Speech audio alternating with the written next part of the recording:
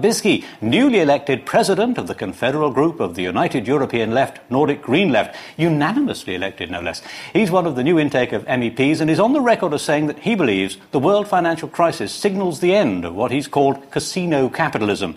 He wants the EU, especially the left, to do more to save jobs and protect the savings of ordinary people. And he wants to see a new configuration of state, market and civil society. So, Lothar Bisky, first of all, congratulations on your election. You've come back with a 35-strong group. That's slightly down on last time. There has been a realignment, and it does seem that the centre-right did extremely well in these elections. Can you explain, have you any idea what actually happened there? Not really. I have an idea in Germany. In Germany, there always, if there was a bad social situation, right-wing people won in elections. And until now. And I hope that they will not win in the autumn when we have the elections for the national parliament. But just now we have no extreme right in the European Parliament from Germany. But we have in other countries, we have many people came to here. So I think we get a new parliament at all. This is a new situation, the European Parliament. Of course, there are people who have strange attitudes against foreigners and who have political concepts which I think have no good attitudes to social Europe and to economies at all. I think this is a new situation for all parties, too for the left parties, and we have to come to fight this attitudes. Of course, it's not so good. Why we shall make mistakes of the European history again and again and again? I think this right-wing people are a danger for the European development.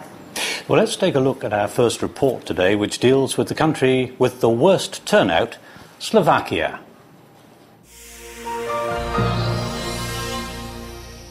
Here, only 21% of people bothered to vote, although that's an improvement on 2004, when only 17% did.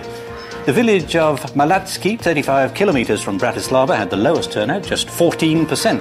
If you compare abstentionism there with other places, a clearer picture emerges. The people we spoke to said they weren't interested, didn't trust politicians, felt their country was too small to influence European history. And yet growth last year reached 8%, unemployment was down, and the country is getting more than 11 billion euros in cohesion funds. On the 1st of January, it became the 16th country in the EU to adopt the euro. So why don't the Slovaks like Europe? So, have you any idea why interest? I mean, Slovakia was a case in point, but there was a general tailing off of support. No, I think the interest in European development is not so strong. I mustn't look to Slovakia. I can look to Germany. But I know this small village. Of course, I was there when I went to holidays to Hungary many times. They are not really interested. Of course, there is a problem in the European democracy as we understand, as we know it. The people are not asked for the future. They only elect the national government, and the national government makes a decision in European issues. So the people are not asked to any very important question for the European development, and therefore they have no interest to go to the European election. This is not only in Slovakia the case, and we have a thinking that in Europe they think we give them money, so they have to go to the election. They will not do that. Of course, the money is not the only problem. We have some very serious social problems in Slovakia and Hungary too. Of course, you know, we have in Hungary a political situation where we have the extreme right being very strong, and we have a very bad economic situation there. And you can't get them back with money. You can only get them back with more democracy.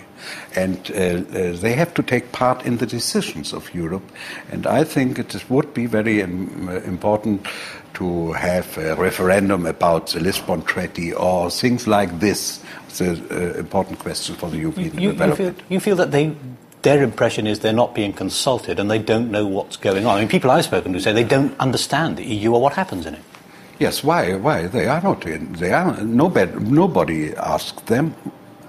They are there, and then people come and say, "Oh, that are bankers." Most of them come from West European banks, from Germany, from Austria, and so on and so on.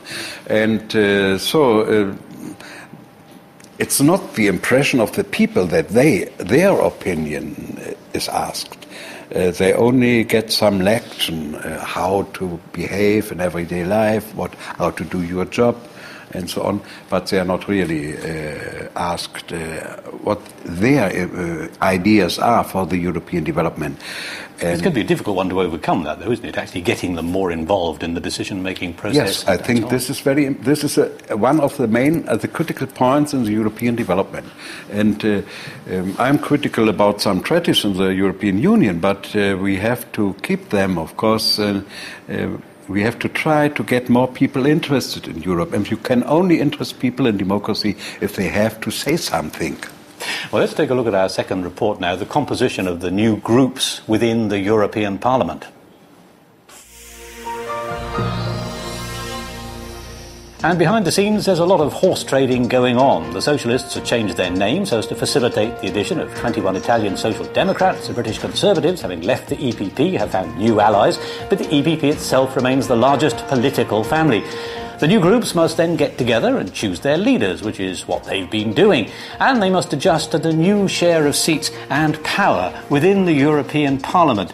The wheeling and dealing could go on for some time before group sizes are actually finalised.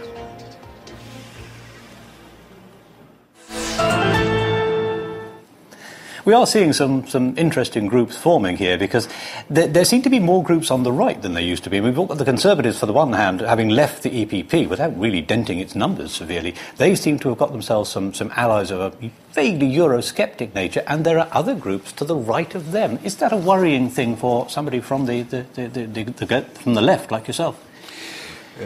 No, we have some critical approach to some tendencies in the European politics, but we are